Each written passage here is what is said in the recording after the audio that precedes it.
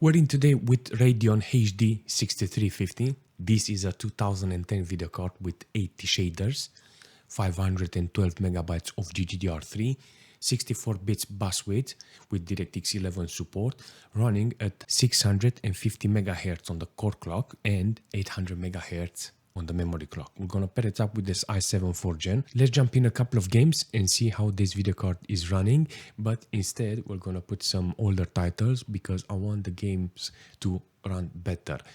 Knowing this video card's performance, I know it's not going to be a great experience with online or today's games, so older titles will be ideal for this video card. Aside from YouTube, email, and using this as an office machine, I think we can go with some older titles and actually have some decent experience, So let's jump in. One game that is working on this video card is Modern Warfare 3, the old one, but you have to put it on the low resolution or low quality depending on your settings. This situation, you can actually see it's using nearly 200 megabytes of VRAM, 99% code load, everything it's utilized in this case with the video card. On the system side, it's not important to have an i7 4th gen, but just a decent dual core, I think, or a newer quad core. In this case, 4.1 gig of system RAM is used, but I'm guessing you can get away with a different type of amount of memory in the system. It's using the GPU properly, and you can have a lot of fun online with Modern Warfare 3. It's working, so can't say nothing about the game. But if we are jumping in Team Fortress 2, we're gonna see that it's running with 60 FPS on 720p with low details. Hopefully it's going to maintain this performance because it's a good performance, and I really want this video card to shine in some games. 720p with low details, it's a middle ground with this video card. It's not utilizing too much the CPU. It's only using 20 watts consumption and 5.2 gig of system RAM, but the GPU it's on maximum load, and you can actually see that the core is the problem in this situation. It's utilizing 300 megabytes of VRAM and is delivering 71 FPS on average, and I'm not gonna lie, it's kind of interesting to see this performance. Overall, it's working. 60 FPS with this game in 720p is doing the job. It's the right game for this video card if you want to play some online games. That's it. But if you want to play Counter-Strike and or you only have this video card, I think this is the right option for you with 720p on low details. The game is working 100 FPS and only 50% load on the core. Seriously, this is one of those games that is working okay with the video card. It's not stressing the video card. The GPU only 50% loaded on the core, 100 megabytes of VRAM. The CPU is not loaded. An i7 in this old Counter-Strike, it's quite okay because it's similar with Garry's mode, for instance. If you want to play Garry's mode, it's something similar with this performance. 50% load on the core. This is kind of good. This is the right game because it's not utilizing at maximum. This is how it needs to be played, Considering the age of the video card, this is the right game for this system. If you're not interested in online games, I think all titles like this, like BioShock, is going to be a real treat with this video card.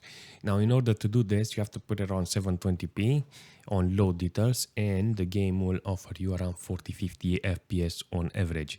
It doesn't look that bright, and doesn't look that good considering the age of the video card. So this game with this video card, I think it's a great combination because it offers you an experience in the old titles. So in this occasion with this HD, this ATI AMD HD video card with 500 megabytes of VRAM, 800 megahertz on the memory clock with 650 on the core clock, you can actually see that the core is not that powerful enough to drive this game to high FPS. So 50-60 FPS, it's exactly what you will get.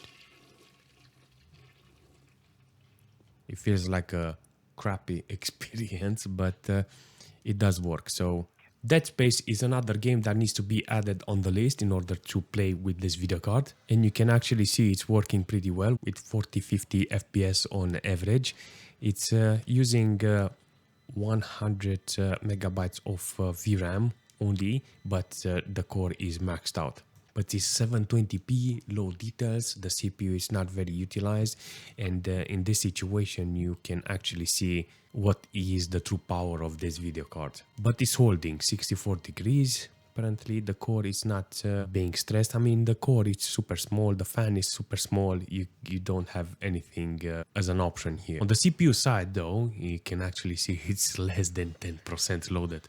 You can't justify this video card without games like this.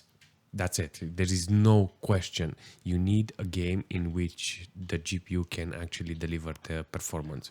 But a game like Galaxy on Fire on HD 6350 is gonna be very interesting because it's kind of great to see this type of game utilizing this video card properly. I mean properly, I mean it's maximum load on the core, nearly 200 megabytes of VRAM because this is 1080p with maximum details. You know, so this is the right game for the video card. So let's take a look and see how the station looks because it's on 1080p, you know, and in some occasion you can actually see the FPS is dropping below 40, 50, you know, in the 30 FPS range, and I don't like that. In this occasion you can actually lower the details, but I wanted to max out the details so I can see if the GPU can actually hold it. So it does hold it, it does look okay, and I think other video cards will be ideal to test in this occasion. I like it. I like this, how it looks, seriously. It feels like No Man's Sky, it feels like Starfield, you know, in space. It's an interesting game to play with older hardware. So yeah, I like this game. In this occasion, the CPU doesn't have any problems with 2% load. You know, I think older CPU will be okay with 10 watts consumption and 3 gig of system RAM used.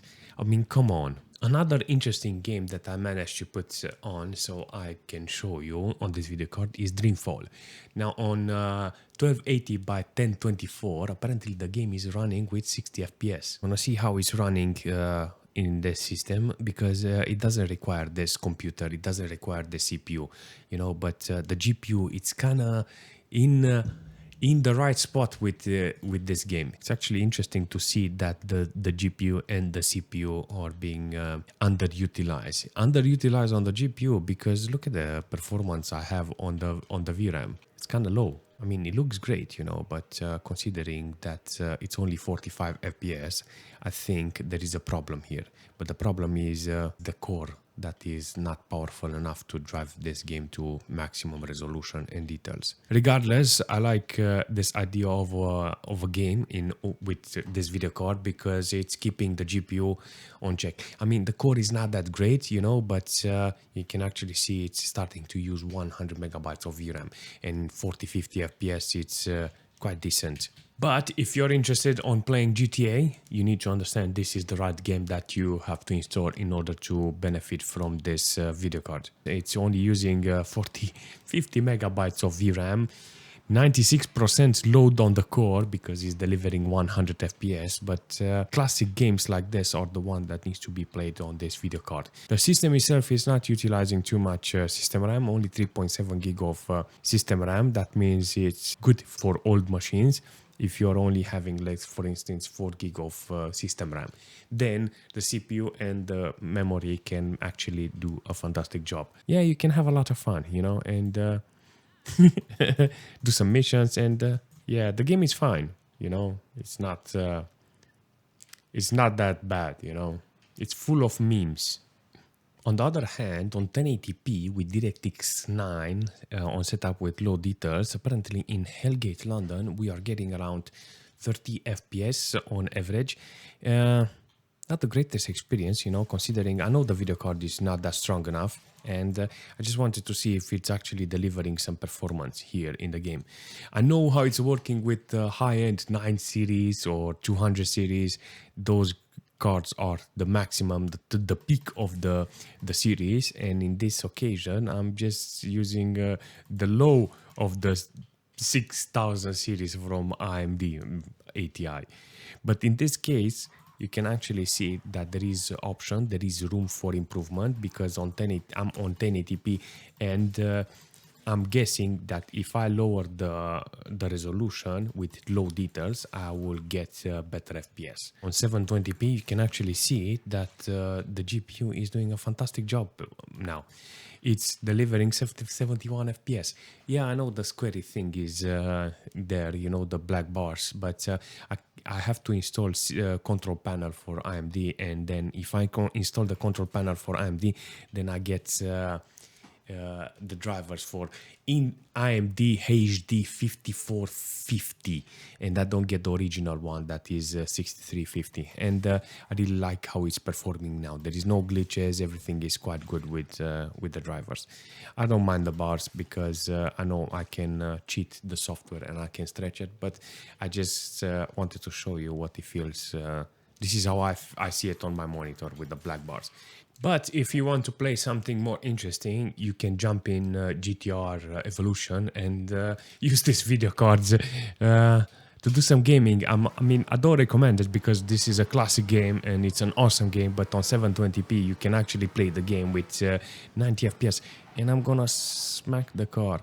I like how it's working in this occasion, but you need to understand that this game needs to be on high quality because it's a fantastic game, you know. So I understand how the game is performing with this video card with maximum code load and only 100 megabytes of VRAM utilized.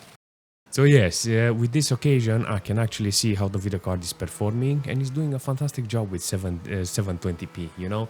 And the CPU and the system itself, they are not stressed. You can actually notice that you can use a different type of CPU. This i7 is an overkill apparently for this game, but it shows you how much system RAM you need, like 4.3 gig of system RAM it's being utilized. So in this occasion, I think 8 gig of system RAM, it will be ideal. This was the task for me today, to find some older title that shows that this video card can actually be used for something.